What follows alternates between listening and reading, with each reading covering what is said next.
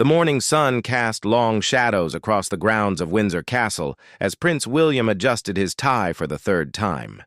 His hands trembled slightly, not from nervousness about the day's official duties, but from the weight of the secret he had been carrying for weeks. Kate noticed his restlessness as she applied her lipstick in their private quarters, the same shade of soft pink she had worn on their wedding day. "You seem distant this morning," Kate observed, setting down her makeup brush and turning to face her husband. The concern in her voice was evident, the kind that comes from years of reading each other's moods and unspoken thoughts.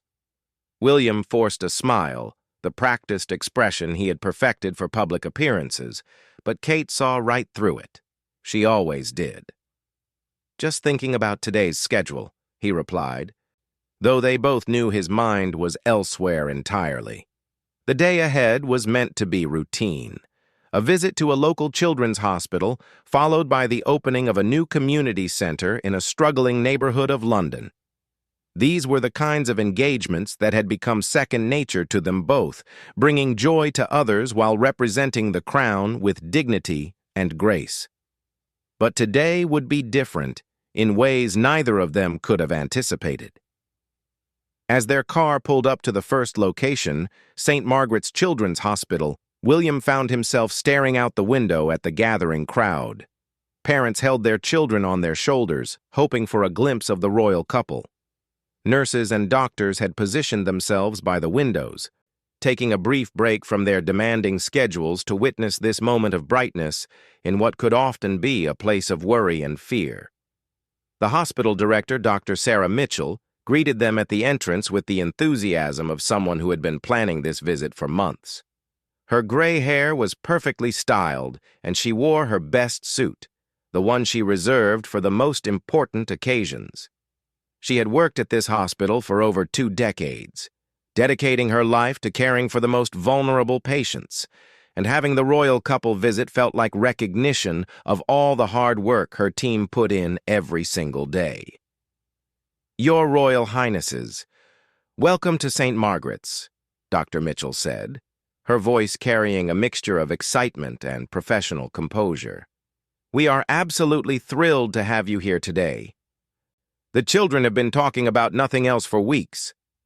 As they walked through the corridors, William and Kate stopped to speak with young patients, their parents, and the medical staff. Each interaction was genuine, filled with the kind of warmth that had made them beloved figures not just in Britain, but around the world.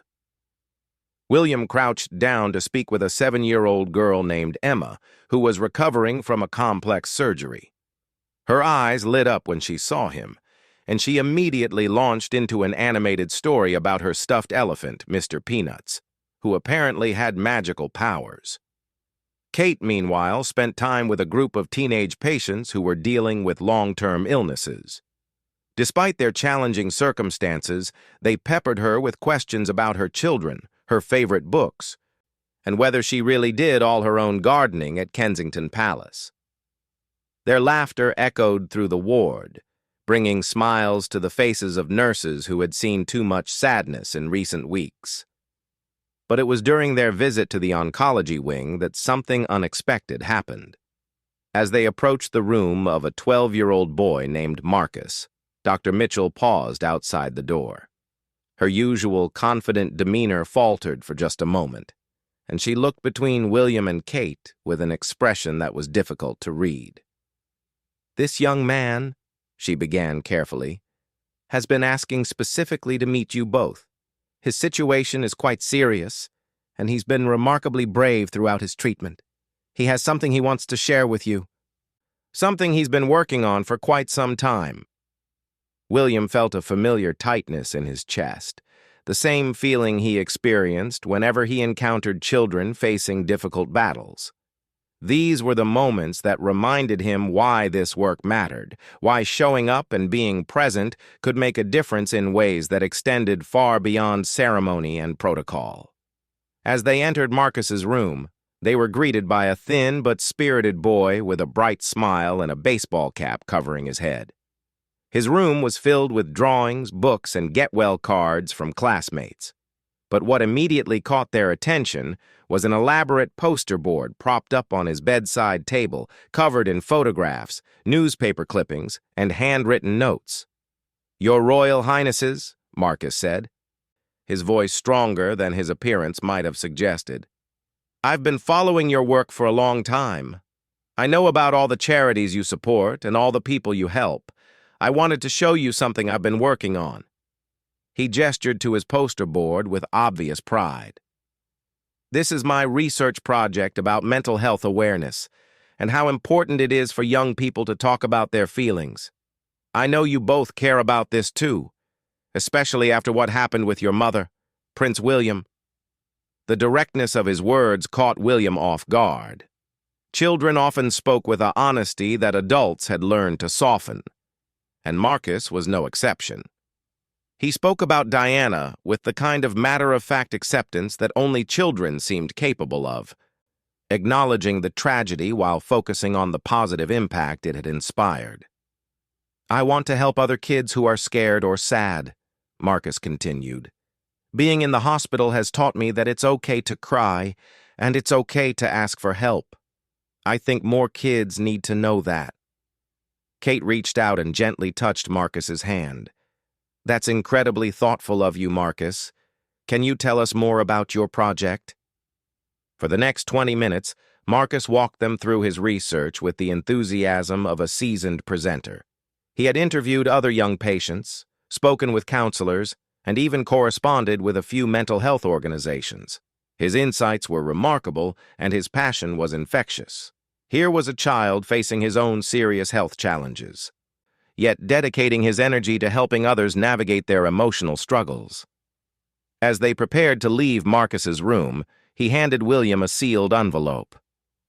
"This is for you to read later," he said with a mysterious smile. "It's something private, but I think you'll understand why I wanted you to have it." William accepted the envelope, feeling its weight in his pocket as they continued their tour of the hospital. The rest of their visit passed in a blur of more patient interactions, conversations with staff, and the usual photo opportunities. But his mind kept returning to Marcus and the envelope that seemed to carry some kind of significance beyond a typical thank you note. By the time they left St. Margaret's Hospital, both William and Kate felt the familiar mixture of inspiration and emotional exhaustion that often followed these visits. They had been moved by the resilience of the children they met, the dedication of the medical staff, and the strength of the families navigating such difficult circumstances. As their car made its way through London traffic toward their next engagement, Kate noticed that William kept touching his jacket pocket where he had placed Marcus's envelope. "You're thinking about that boy, aren't you?" she asked softly. William nodded, still processing the morning's encounters. "There was something about him, something about what he said. He reminded me of myself at that age, trying to make sense of difficult things and wanting to help others who were struggling." "He clearly sees you as someone who understands," Kate replied. "Children have a way of recognizing authenticity, don't they? They know when someone genuinely cares." The community center opening that afternoon went smoothly, but William found it difficult to fully focus on the ribbon-cutting ceremony and the speeches about community investment and local development.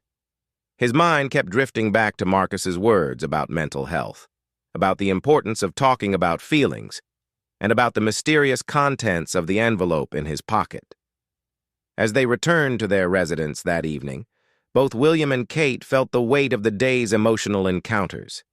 These visits always reminded them of their privilege and responsibility, but also of the incredible strength and wisdom that could be found in the most unexpected places.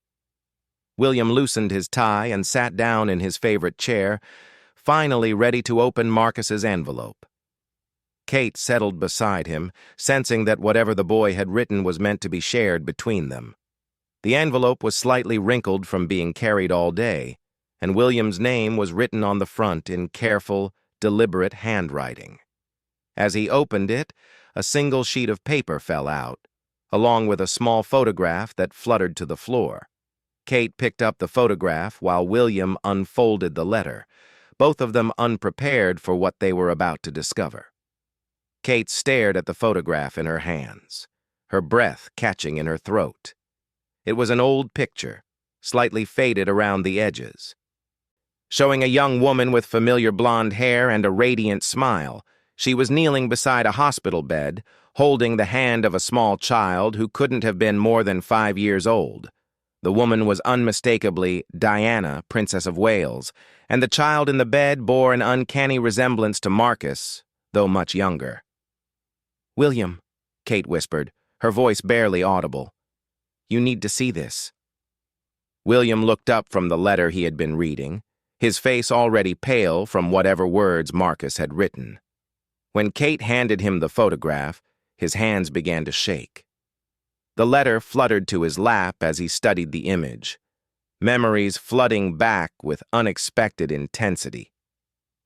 "This can't be," he murmured, but even as he spoke the words, he knew they weren't true. The photograph was real, and the implications were staggering. Kate picked up the letter from where it had fallen, her eyes scanning the carefully written words that had already moved her husband to tears. Marcus had written in the kind of honest, direct way that children often do, unaware of the emotional impact his words might have. "Dear Prince William," the letter began. "I wasn't sure if I should tell you this, but my grandmother said that sometimes the most important things are the hardest to say. The photograph I gave you is of your mother and me when I was very little. I was 5 years old and very sick with the same illness I have now. Your mother came to visit our hospital just like you and Princess Kate visited today." Kate felt her own eyes welling with tears as she continued reading. "I don't remember much about that day because I was so young and so sick. But my grandmother kept the photograph all these years. She said your mother was the kindest person she ever met, and that she spent almost an hour just talking to me and telling me stories. My grandmother said your mother had a special way of making scared children feel brave." William reached for Kate's hand, his emotional composure completely gone. He had visited countless hospitals over the years, met thousands of children, but never had he encountered someone who had been touched by his mother's presence in such a direct and personal way. The connection felt almost supernatural, as if Diana herself had somehow orchestrated this meeting across the years. "The reason I wanted to tell you this," Marcus continued in his letter, "is because I think your mother would be really proud of the work you're doing. My grandmother always said that your mother cared about people who were hurting, especially children. When I started my mental health project, I thought about how your mother might have approached it. I tried to be kind and honest, the way she was with me that day." Kate wiped away her tears and kept reading. "I also wanted you to know that what happened to your mother when you were young has inspired me to be braver about my own situation. If you could keep going and find ways to help other people after losing someone so important, then I can be strong too. My doctors say my treatment is going well, but even if it wasn't, I would want to keep working on projects that help other kids." The letter continued with Marcus sharing his own insights about grief, healing, and the importance of turning pain into purpose. For a 12-year-old facing serious illness, his wisdom was remarkable. He wrote about how talking to other young patients had taught him that everyone carries some kind of hurt, but that sharing those feelings could make them less frightening. "I hope this doesn't make you too sad," Marcus concluded. "My grandmother wanted me to return the photograph to you because she thought you should have it. She said your mother would want you to know that the little boy she helped that day grew up to help other children too. She said that's how love works. It keeps going from person to person even when we can't see it happening." William set the letter aside and looked again at the photograph, studying his mother's face with a mixture of grief and wonder. In the image, Diana looked completely absorbed in her interaction with young Marcus. Her attention focused entirely on him, despite the cameras and hospital staff surrounding them. It was exactly how William remembered her during their private moments together, present, caring, and seemingly unaware of anything else in the world. "How is this possible?" he asked Kate, though he wasn't really expecting an answer. Of all the children we could have met today, of all the hospitals we could have visited, how did we end up in the room of someone my mother had touched so personally? Kate shook her head, equally amazed by the coincidence. Maybe it wasn't a coincidence, she said softly. Maybe this was meant to happen, meant to remind you of why this work matters so much. They sat together in silence for several minutes, both processing the emotional weight of the discovery. William thought about his mother's dedication to charitable work, particularly her efforts to bring comfort to sick children and marginalized communities. He remembered accompanying her on some of these visits when he was younger, watching her natural ability to connect with people who were struggling. She would have loved Marcus, William said finally. His intelligence, his compassion, his determination to help others despite his own challenges. She would have seen so much potential in him. Kate nodded, remembering the stories William had shared about Diana's charitable work. And she would be incredibly proud of you for continuing that legacy, for finding your own ways to make a difference. The photograph seemed to bridge 2 generations of royal service, connecting Diana's compassionate outreach with William and Kate's modern approach to mental health awareness and community support. It was a tangible reminder that their work was part of something larger than themselves, part of a continuing tradition of using privilege and platform to serve others. William picked up his phone, an idea forming in his mind. "I want to call Dr. Mitchell," he said. "I want to know more about Marcus's treatment, about his prognosis. If there's anything we can do to support him or his family, any way we can help with his mental health project." "That's exactly what your mother would have done," Kate said with a smile. She wouldn't have been content with just one visit. She would have found ways to stay connected, to continue making a difference in his life. As William dialed the hospital's number, he felt a sense of purpose that went beyond his usual charitable obligations. This wasn't just about representing the crown or fulfilling official duties. This was about honoring his mother's memory by continuing her work in a deeply personal way. Dr. Mitchell answered on the second ring, clearly surprised to receive a call from Prince William so soon after their visit. When he explained about the photograph and Marcus's letter, she was quiet for a long moment before responding. "Your Royal Highness, I had no idea about that connection," she said, her voice filled with amazement. "Marcus's grandmother, Mrs. Eleanor Patterson, has been volunteering at this hospital for over 15 years. She's never mentioned meeting Princess Diana, but that's just like her. She's always focused on helping others rather than talking about herself." William felt another piece of the puzzle clicking into place. "She's been volunteering there all this time?" "Yes, sir. She reads to patients, helps with family support services, and she's been particularly involved in our mental health initiatives for young patients. In many ways, she's been Marcus's inspiration for his project. She's taught him that healing involves more than just medical treatment. It requires emotional support and human connection." The conversation with Dr. Mitchell lasted for nearly an hour, during which William learned more about Marcus's family situation, his treatment plan, and his remarkable resilience. His grandmother had raised him since he was young, and despite limited financial resources, she had dedicated herself completely to his care and education. The mental health project he had shared with William was actually part of a larger initiative he hoped to implement throughout the hospital system. When William hung up the phone, he turned to Kate with a determination she hadn't seen in him for months. "We're going back," he said simply. "Not for an official visit, not for the cameras. We're going back to spend more time with Marcus and to meet his grandmother properly." Kate smiled, recognizing the passion in her husband's voice. "When?" "Tomorrow, if possible.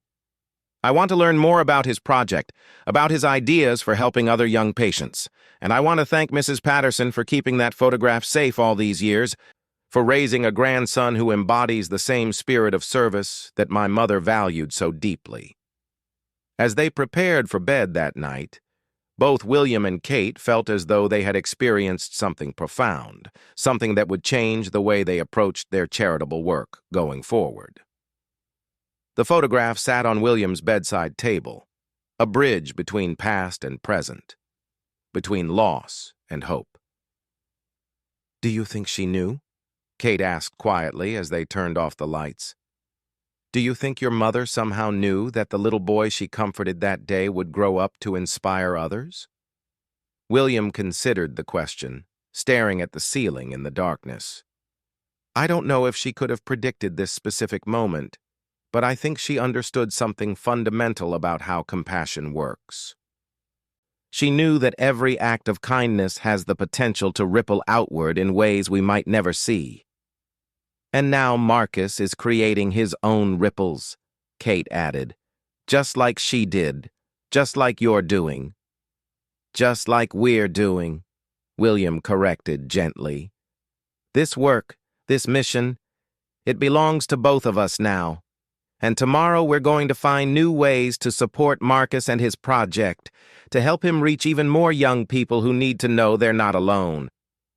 The photograph remained on the bedside table throughout the night, a silent reminder that sometimes the most meaningful moments come not from grand gestures or public ceremonies, but from unexpected connections that reveal the continuing power of love, service, and human compassion across time and circumstance. The next morning arrived with an unusual sense of anticipation. William had barely slept, his mind racing with plans and possibilities. He had already called his private secretary to clear his schedule for the afternoon, ignoring the protests about canceled meetings and postponed engagements. Some things, he realized, were more important than protocol. Kate found him in their kitchen at dawn, already dressed and nursing his second cup of coffee while making notes on a legal pad. The photograph from Marcus sat beside him, and she could see he had been studying it throughout his sleepless night. "You're really doing this, aren't you?" she asked, though she already knew the answer. She had seen this determined look before, usually when William had decided to take on a cause that mattered deeply to him. "We're doing this," he corrected, handing her a cup of tea. "I called Dr. Mitchell already. Marcus is having a good day, and Mrs. Patterson will be there this afternoon. I thought we could arrive around 2 o'clock when things are quieter." Kate sat beside him, reviewing the notes he had been making. He had outlined ideas for expanding Marcus's mental health project, potential partnerships with existing organizations, and ways to provide ongoing support for young patients dealing with serious illnesses. The scope of his vision was ambitious, but she could see the careful thought behind each proposal. "You've been busy," she observed, impressed by the thoroughness of his planning. "I keep thinking about what Marcus wrote, about how my mother would approach this," William replied. "She wouldn't have just made one visit and moved on. She would have found ways to create lasting change, to build something meaningful from this connection." By the time they arrived at St. Margaret's Hospital that afternoon, word had somehow spread among the staff that the royal couple was returning. Dr. Mitchell met them at a side entrance, helping them avoid the small crowd that had gathered at the main doors. "Marcus doesn't know you're coming," she explained as they walked through the corridors. "We thought it would be better as a surprise. He's been in good spirits today, working on some new materials for his project." When they reached Marcus's room, William paused outside the door, just as he had the previous day. But this time, his hesitation came from excitement rather than uncertainty. He knocked gently and pushed the door open, stepping inside with Kate close behind him. Marcus looked up from his laptop, where he appeared to be working on some kind of presentation.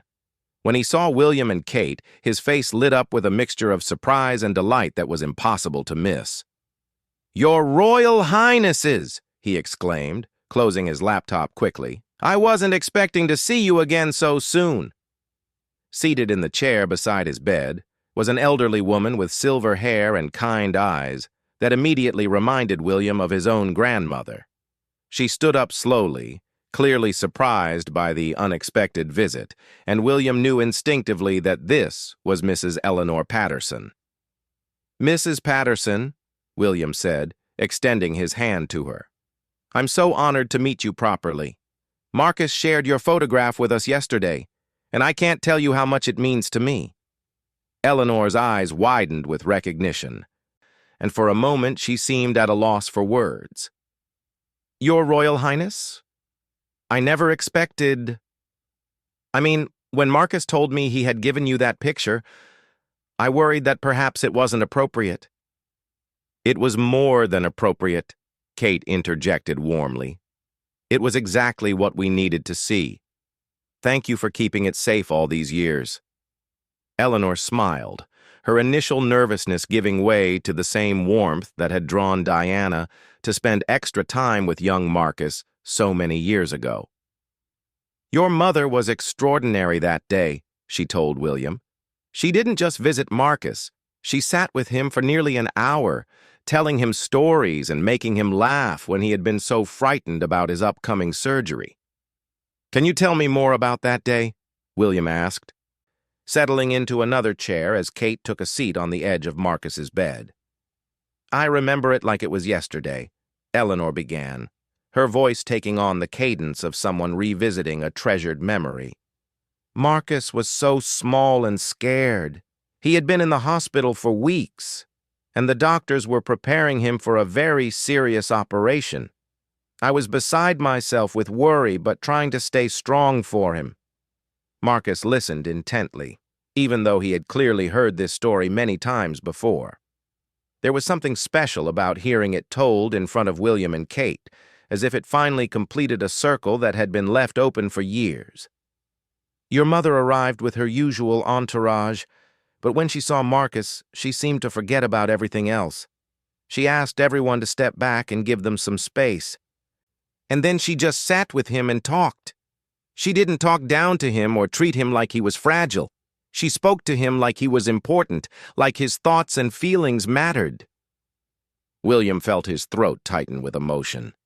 This was exactly how he remembered his mother interacting with him and Harry when they were young, with complete attention and genuine interest in their perspectives.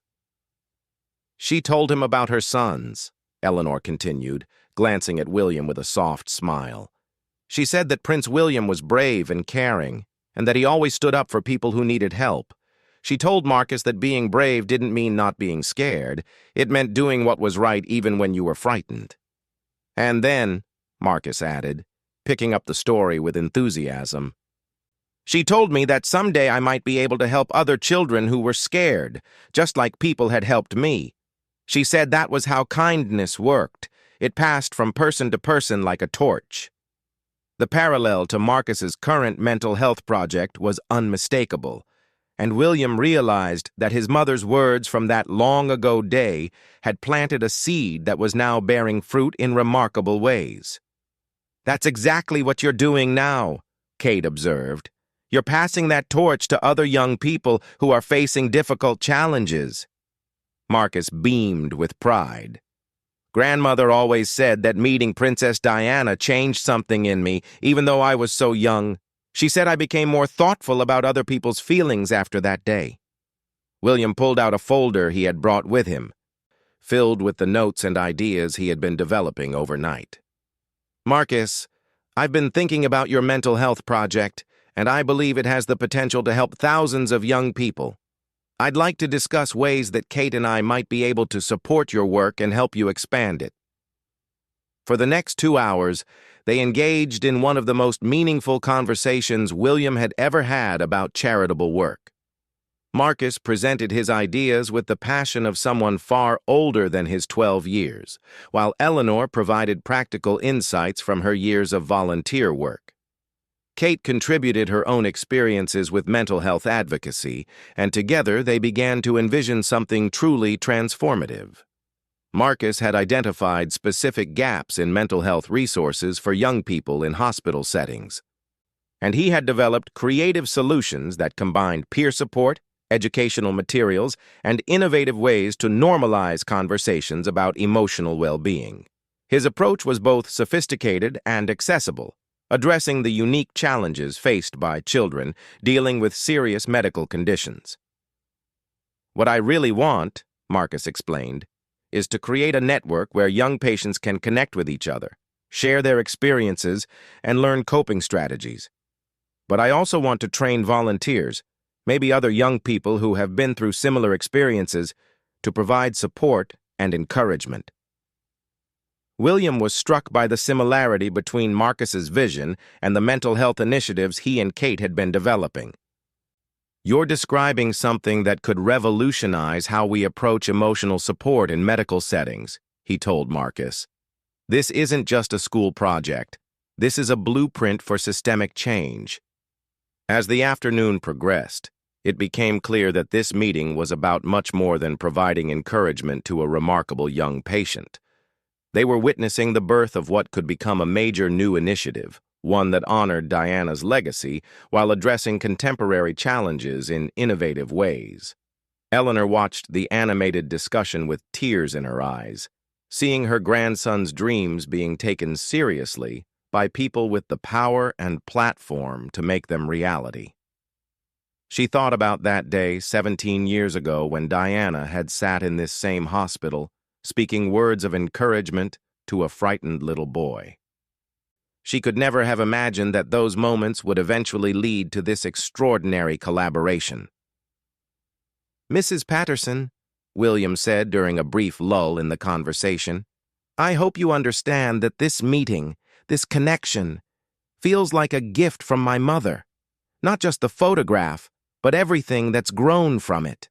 Marcus's vision, your years of service, the way this has all come together. It feels like part of a plan that's larger than any of us could have orchestrated." Eleanor nodded, understanding exactly what he meant. "Your mother had a way of planting seeds without knowing where they would grow. She touched so many lives during her brief time here. I think she would be amazed to see how those moments of kindness have multiplied." As their visit drew to a close, William made a commitment that surprised even himself. "Marcus, I want to work with you and your grandmother to develop this project properly, not as a patron or a figurehead, but as a true collaborator. I believe this work honors my mother's memory in the most meaningful way possible." Kate added her own promise. "And we want to ensure that you have all the resources and support you need to see this vision become reality. This is too important to remain just an idea." When they finally left the hospital that evening, both William and Kate felt fundamentally changed by the experience. They had arrived expecting to provide encouragement to a brave young patient, but instead they had discovered a new direction for their own charitable work, one that connected directly to Diana's legacy in ways they had never anticipated. In the car ride home, William held the photograph again, but this time it felt different, not just like a memento from the past, but like a promise for the future. Diana's compassion had created a ripple effect that had traveled across 17 years, touching her son's life just when he needed inspiration for his own path of service. "She's still guiding us," he said quietly to Kate. "Even now, even after all these years, she's still showing us how to make a difference." Kate took his hand, understanding that they had just witnessed something extraordinary, not a coincidence, but a continuation of love and service that transcended time itself. Tomorrow they would begin the work of turning Marcus's vision into reality, knowing that somewhere Diana was smiling at the beautiful way her legacy was still unfolding.